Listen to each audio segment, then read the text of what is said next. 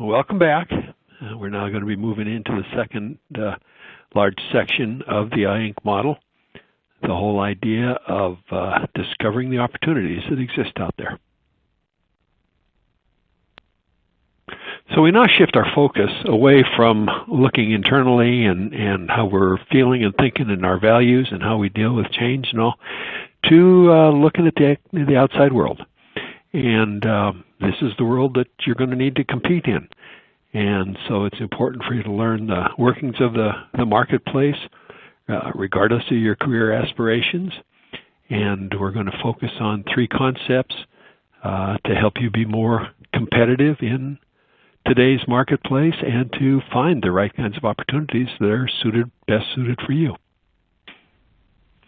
Now, when you look at the factors that are going to come into play with regard to the job market, there's really three separate kinds of things that you want to take into consideration. You know, who will pay you? Who out there is interested and will be a source of funds and source of income? Who are you? What is your brand? What is it that makes you tick? And what are you really good at doing?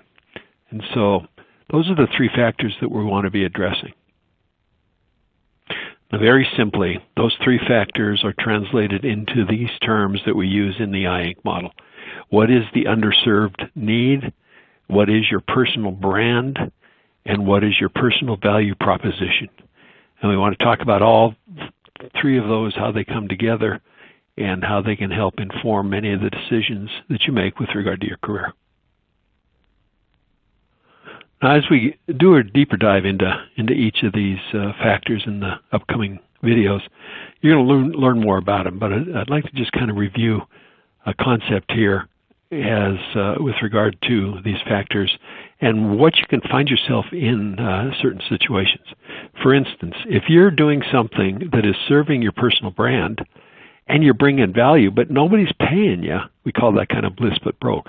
And what that is there's things you're going to be doing that are in that category. And that's fine. That's volunteer work. It's charity work. It's you're doing it for somebody else, but you're not getting paid. Well, be aware of that when you're doing that. And if you're either getting personal fulfillment out of it or you're developing skills, that's great. But those are the jobs that are the experiences that are in that category. We kind of call that bliss but broke. Now, this category is the one that you really want to look out for, and there's an underserved need. People are willing to pay you, and you bring in value. What you're doing is valuable, but it's not serving your soul. It's not part of your brand. It's not part of who you really are. And this is there's a quotation by Thoreau that says, "Most men and women lead lives of quiet desperation and go to the grave with their song unsung." And that's really a tragic quote, a tragic situation. But it pertains to people that find themselves in this category. Now, there's times when you're going to be here, and that's okay. That's normal. But I want you to be cognizant of the fact that you don't want to stay there, and you want to figure out how to move to the right, to move more into the kinds of things where you're bringing value and the underserved need, but is in sync with your personal brand and is also serving your soul. So watch out for these. You're getting paid, you're paying the bills, you're taking care of what needs to be done, but they're really your dollars, the money that you're making is really empty. And the third category is when you're doing something that is serving, is part of your personal brand. You like what you're doing, and somebody's paying you. But from the employer's perspective, it's kind of a charity that they're continuing to pay you because you're not bringing value.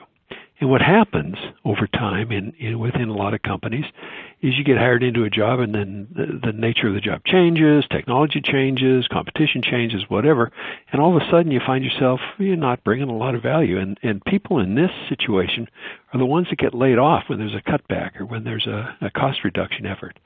So it behooves you to be aware of this, to be looking out for these things. And if you find yourself in that kind of a job, you need to move to the left. You need to figure out how to transform what you're doing so that it is more valuable. And maybe you need to go somewhere else, or maybe you just need to do it within your current employer. But you don't want to stay in this situation, in that category too long, or you're going to wind up getting separated in the next economic downturn. So the bottom line of what we're striving to help you understand is this idea of sweet spot, where the underserved need and your brand and your personal value proposition all come together. And when you're there, you're in the zone. That's where you want to be. You're fulfilled. You've got a great opportunity, and things are going well for you. Even once you're there, it's possible that you're going to slide out of it because of the factors that are at play here in a ever-changing market. So take this idea as something to strive for, strive to get to your sweet spot, and then continue to monitor the various factors to be sure you stay in your sweet spot. It's something that you aspire to. It's probably never completely achieved forever because there's always so many things that are changing, but it's something to strive for. And don't settle for anything less. You want to be working in an environment that really is meeting a need and that's valuable and is serving your soul, and hence it's the sweet spot. And we'll continue to talk about that concept a variety of places as we go through the rest of the videos. So that's a brief introduction to the middle model, if you will, and the factors that are involved and how they interact and how they all kind of come together. So we'll be going the next three videos. We're going to go into a deeper dive in each of these three factors, but always keep in mind the sweet spot concepts that we're talking about. And as you practice and go through these ideas, you want to always be focusing on what's going to help you develop that sweet spot. So thanks again for participating and watching this video, and hopefully the conversation about sweet spot is getting you to think a little bit about maybe what you're doing or what you have been doing, or how you can begin to adjust some of the factors that's going to help you move closer to that objective. So in the next three videos, we'll go deeper dive, but again, we'll be focusing and expanding on the concept of the sweet spot.